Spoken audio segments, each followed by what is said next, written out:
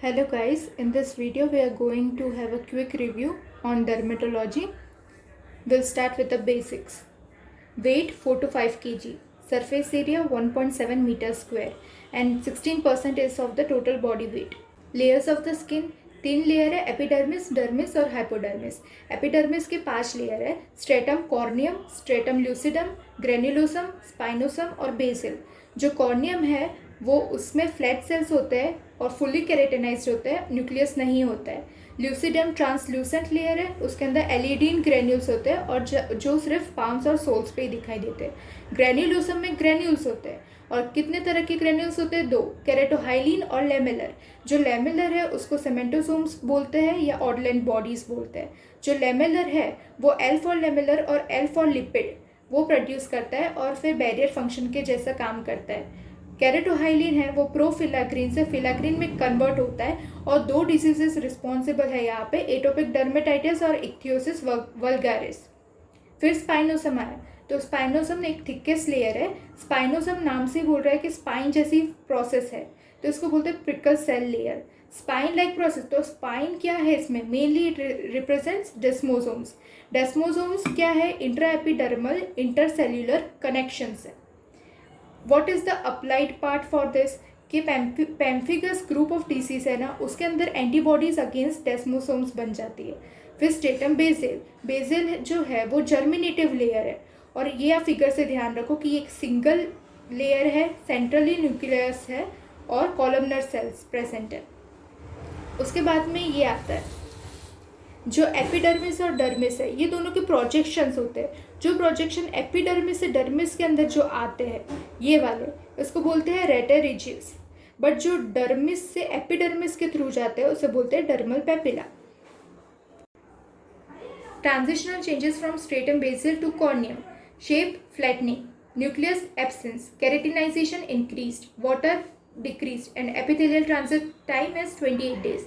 Sales of epidermis 2 है, केरेटिनोसाइट्स और non केरेटिनोसाइट्स. केरेटिनोसाइट्स 95% बनाता है और हॉलमार्क है keratin intermediate filaments. Non keratinocytes Langerhans cells, melanocytes और मर्कल सेल्स है. ये तीनों को 5 पॉइंट्स में डिस्कस करना है. Location, derivation, content, function and marker, ये 5 चीज़ है. लैंगरहैंस सेल्स लोकेशन स्पाइनोसम में होता है, मेलानोसाइट बेसल में होता है और मर्कल सेल भी बेसल में होता है. उसके बाद में डिराइवेशन, लैंगरहैंस सेल्स क्या है? एक डेंड्रिटिक सेल है तो वो बोन मैरो से डिराइव होगा. मेलानोसाइट न्यूरल क्रेस्ट सेल से डिराइव होगा और Merkel cell ectodermal in origin है. लैंगरहैंस सेल्स का कंटेंट क्या है? बर्बैक ग्रेन्यूल्स या टेनिस रैकेट अपीयरेंस. मेलानोसाइट के अंदर मेलानोसोम्स होता है और मर्कल सेल के अंदर न्यूरोसिक्रेटरी ग्रेन्यूल्स होते हैं. फंक्शन क्या है लैंगरहैंस सेल्स का? जैसे कि ये डेंड्रिटिक सेल्स है तो एपीसी एंटीजन प्रेजेंटिंग सेल्स के जैसे ये काम करेंगे.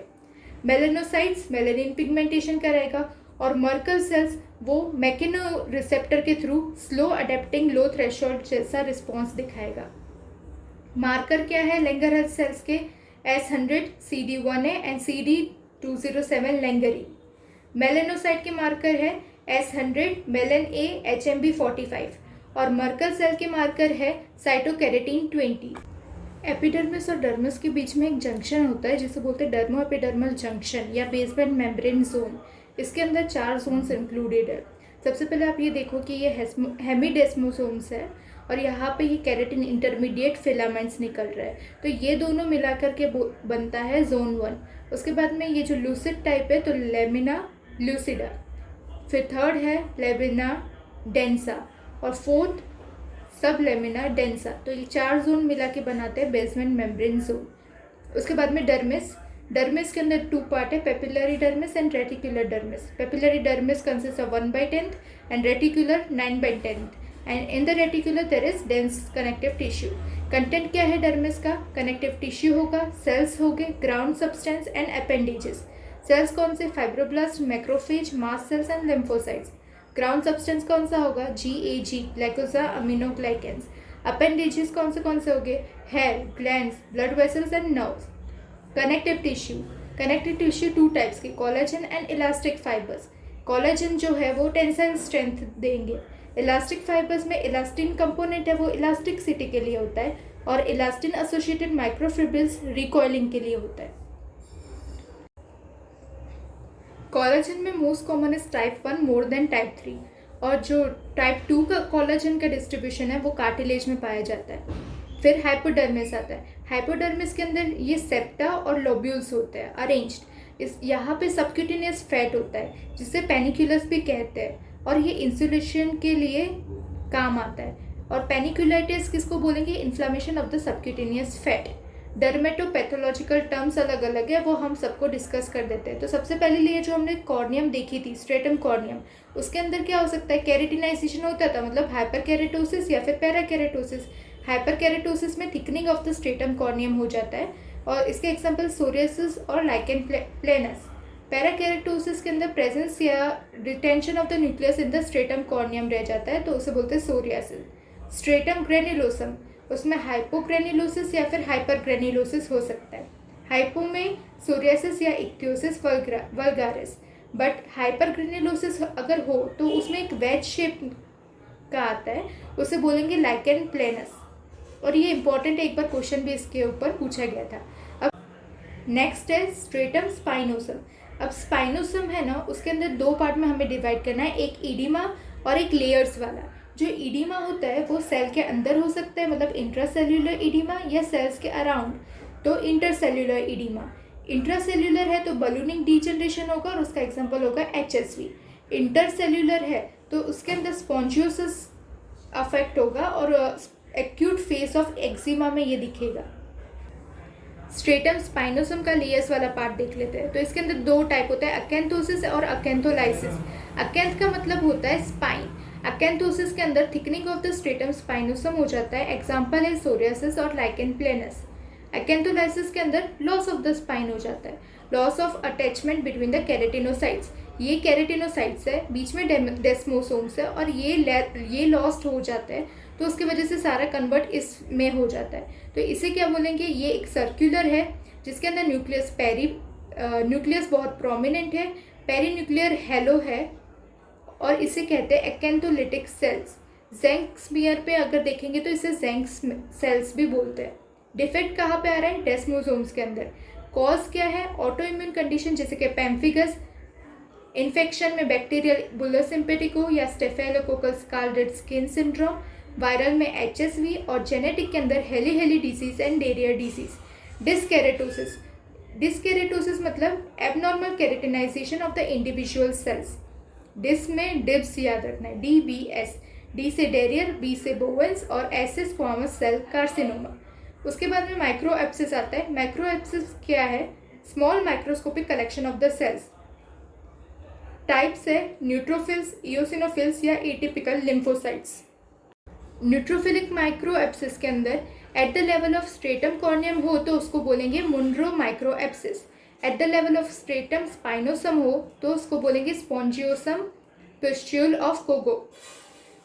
और जो एक आता है सब एपिडर्मल लेयर पे, उसको बोलेंगे डर्मेटाइटिस हर्पेटिफॉर्मिस। उसका दूसरा नाम है पेपिलरी टिप माइक्रो एप्सिस। अब जो इओसिनोफिलिक वाला है उसके अंदर पेम्फिगस वेजिटेंस एग्जाम्पल है, और एटिपिकल टी लिम्फोसाइट्स है। TR मतलब CT सेल लिम्फोमा है। इसके अंदर पोर्ट्रियर माइक्रो एप्सिस है, इसमें भी TR है, तो आप TT से ध्यान रख सकते हो, और ये माइकोसिस फंगोइडिस से फैलता है। रेटेरिजिस के अंदर क्या हो सकता है? अगर इलोंगेशन हुआ तो वो सोरियासिस है, अगर सॉटूथ अपीयरेंस हुआ तो वो लाइकेन प्लेनस है। Lesions in dermat, primary, secondary और specialize. Primary are the lesions जो इनिशियल या नॉन मॉडिफाइड लीजन है which appear on the face. सबसे पहला है flat non palpable lesions, less than 1 centimeter are macules, more than 1 centimeter is patch. Circumscribed solid raised lesion, less than 1 centimeter is papule, more than 1 centimeter is plaque, and more than 1 centimeter along with the depth involved तो वो होगा nodule. Clear fluid filled, less than 1 centimeter vesicle, more than 1 centimeter bulle. Pus filled, small है तो pustule, large है तो abscess. RBC extravasation, 1 to 2 mm is petechiae, more than equal to 3 mm is purpura, and 1 to 2 centimeter are ecchymosis. Wheel, urticaria, itchy, edematous, erythematous, evanescent plaque, central paler होगा और peripheral erythema होगा। Secondary लीशंस क्या है? लीशंस that are modified इधर by the treatment और scratching और evolution of the disease. सबसे पहले स्केल्स आते हैं, visible exfoliation of the stratum corneum. Example में आएगा सोरियासिस या सिबोरिक डर्मेटाइटिस। सिबोरिक डर्मेटाइटिस वो डेंड्रफ बोलते हैं, वो है। दूसरा है crust, dried exudate on the skin surface. अब वो ड्राइड एक्सुडेट क्या हो सकता है? पस भी हो सकता है, ब्लड भी हो सकता है, या सीरम। गोल्डन ब्राउन क्रस्ट जो दिखाई देता है नॉन बुलस इम्पेटिको का, वो एक हॉलमार्क है। फिर इरोजन्स, फोकल या total loss of epidermis. Ulcer और फिशर आता है। अल्सर क्या है? एपिडर्मिस का भी लॉस या फिर डर्मिस का पार्शियल या टोटल लॉस। फिशर्स क्या है? Linear deep cleft in the skin. Excoriation, वो स्क्रैच मार्क्स होते हैं, लीनियर या punctate skin abrasions induced by scratching. Lichenification on chronic itching, hyperpigmented thickening of the skin and exaggerated skin markings appear। और atrophy के अंदर क्या आता है? लॉस या decrease in the structural components of the epidermis and dermis due to steroids most commonly. उसके बाद में हम आ जाते हैं स्पेशलाइज्ड लीशन पे।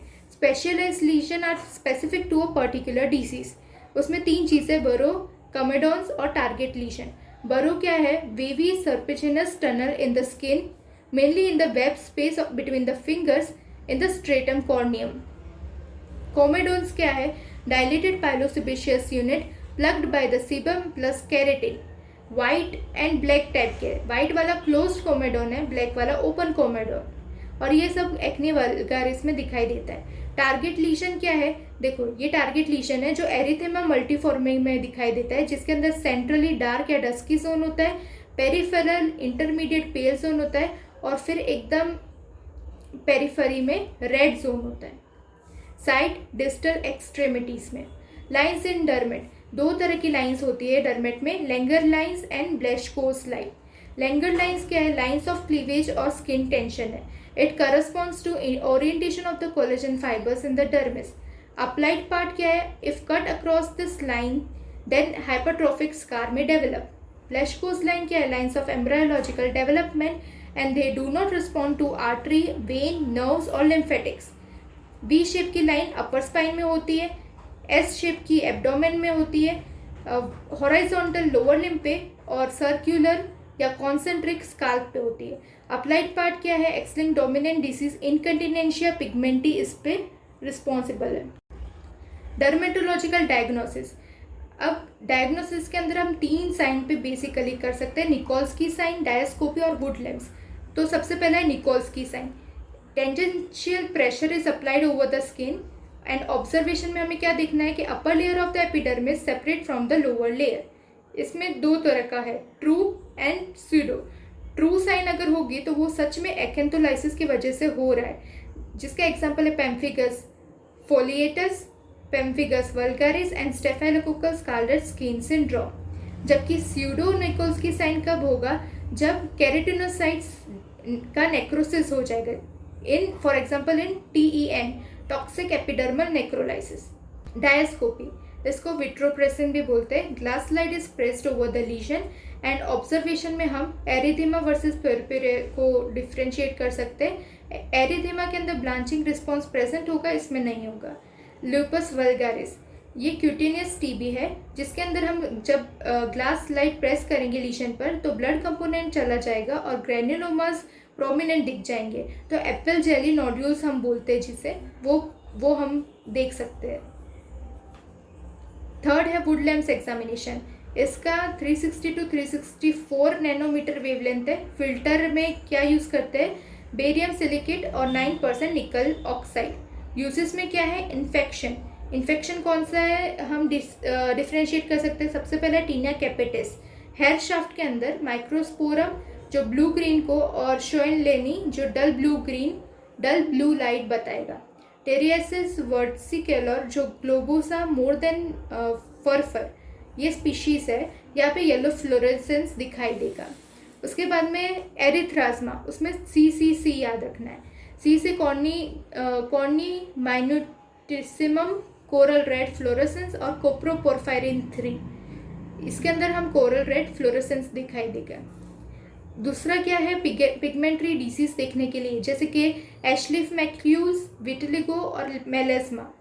फिर पोर्फायरिया क्यूटेनिया टार्डा, इसमें pink fluorescence of the urine दिखाई देता है। Enzyme which is responsible for this is UROD, uroporphyrinogen decarboxylase. Congenital erythropoietic porphyria autosomal recessive है, इसे गुंथस डिसीज भी बोलते हैं, और ये रेड कलर टीथ दिखाई देगा ऑन वुडलैंड्स एग्जामिनेशन। एरिथ्रोडोंशिया इसका नाम है। लैब इन्वेस्टिगेशन में क्या क्या करेंगे, सबसे पहला KOH माउंट कराते हैं। क्यों? क्योंकि हमें फंगस का आइडेंटिफिकेशन करना है। और कहाँ सैम्पलिंग किया है, स्किन, हेयर या फिर नेल। KOH माउंट क्या करता है, इट डिसॉल्व्स द केराटिनोसाइट्स। सबसे पहले टीनिया इन्फेक्शन के अंदर, जैसे कि डर्मेटोफाइसिस के अंदर रिफ्रैक्टाइल ब्रांचिंग हाइफी हमें देखने को मिल सकता है। टीरियासिस वर्सिकुलर के अंदर शॉर्ट हाइफी जो स्पैगेटी अपीयरेंस जैसा, और राउंड स्पोर्स जो मिड बॉल अपीयरेंस दिखाई देगा। क्रोमोब्लास्टोमाइकोसिस, यहाँ पे brown round thick walled bodies दिखाई देंगी, जिसे हम बोलेंगे कॉपर पेनी या मेडलर या स्क्लेरोटिक बॉडीज। ज़ैंक स्मीयर साइटोडायग्नोस्टिक टेस्ट है, वेसिकल या बुला सैंपल होगा और वहाँ पे हम जिम्सा स्टेन कर देंगे।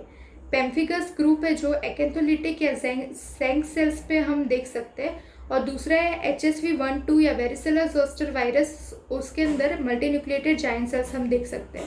थेराप्यूटिक्स के अंदर क्रायोथेरेपी, जिसके अंदर लिक्विड नाइट्रोजन यूज होता है, it freezes the tissue at -196 degree Celsius.